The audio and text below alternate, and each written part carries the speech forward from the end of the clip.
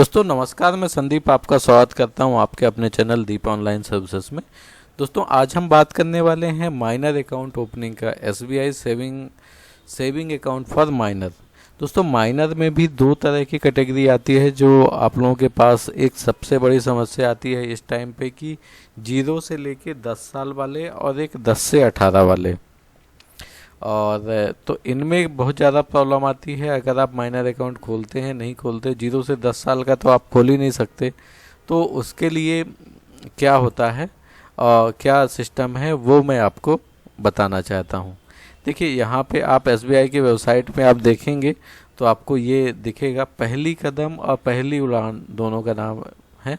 पहली कदम यानी जो 10 साल से कम है, और पहली उड़ान उनका खाता खुलेगा जो 10 साल के ऊपर हैं।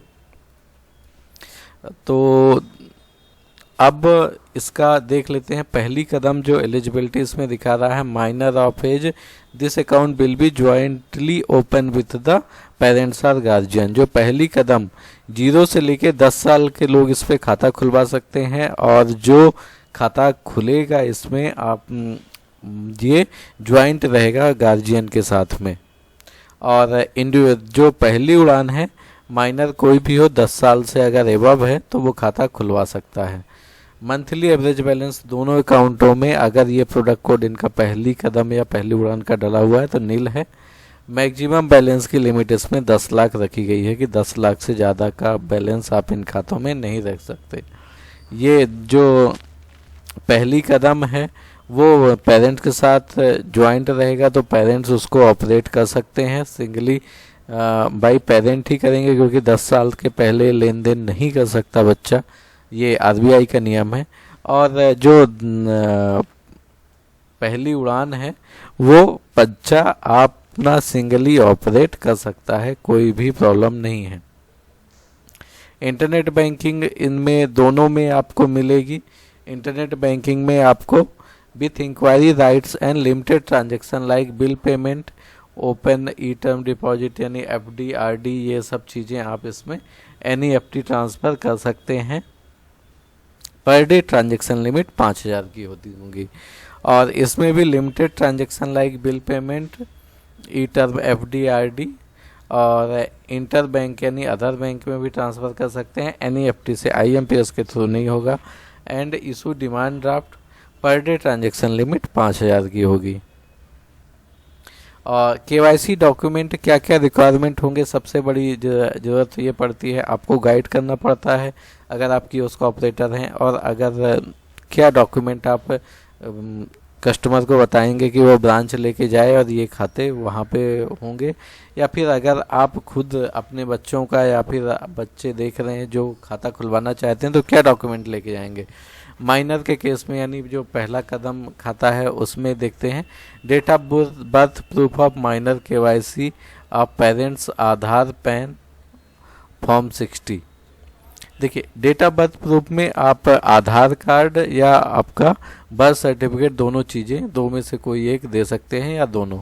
और पेरेंट्स की फुल KYC लगेगी जिसमें उनका आधार कार्ड और पैन कार्ड होगा। आधार नंबर अगर नहीं असाइन है तो उसमें कोई दिक्कत नहीं है। एप्लीकेंट सर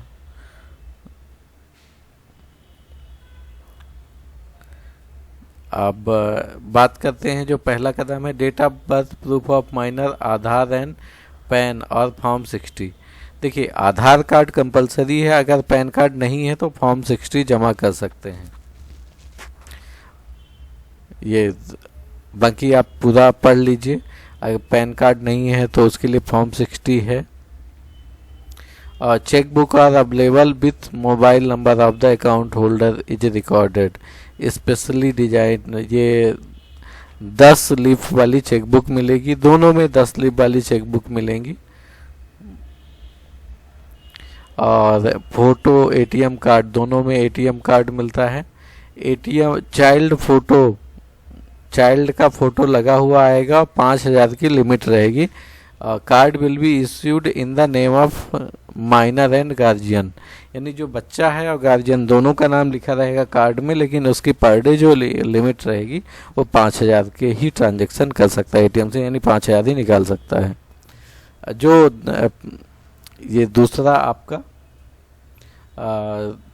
पहली उड़ान अकाउंट है, इसमें एटीएम का 5,000 की लिमिट रहेगी और फोटो लगा हुआ आएगा इन द नेम ऑफ, जो भी जिनके नाम से खाता रहेगा उनके नाम से आएगा। मोबाइल बैंकिंग में पर डे की लिमिट इनकी 2,000 की है, 2,000 तक का आप IMPS कर सकते हो दोनों टाइप के खाते में। Auto sweep facility with the minimum threshold of 20,000 in multiple of 1,000 with the minimum number of 10,000। देखिए 20,000 के स्वैप करने के, अगर आप कहीं शॉपिंग करते हैं तो 20,000 तक की लिमिट होती है, तो उसमें मल्टीपल 1,000 के मल्टीपल में कर सकते हैं या मिनिमम 10,000 तक का भी ट्रांजैक्शन उसमें हो जाता है। ये ओवरड्राफ्ट वगैरह ये सब अलग चीज़ें हैं, तो उसमें कोई दिक्कत नहीं। ये proof of identity for parents, personal accidental PAI for parents, ये चाइल्ड प्लान, ये सब चीज़ें ऑप्शनल हैं।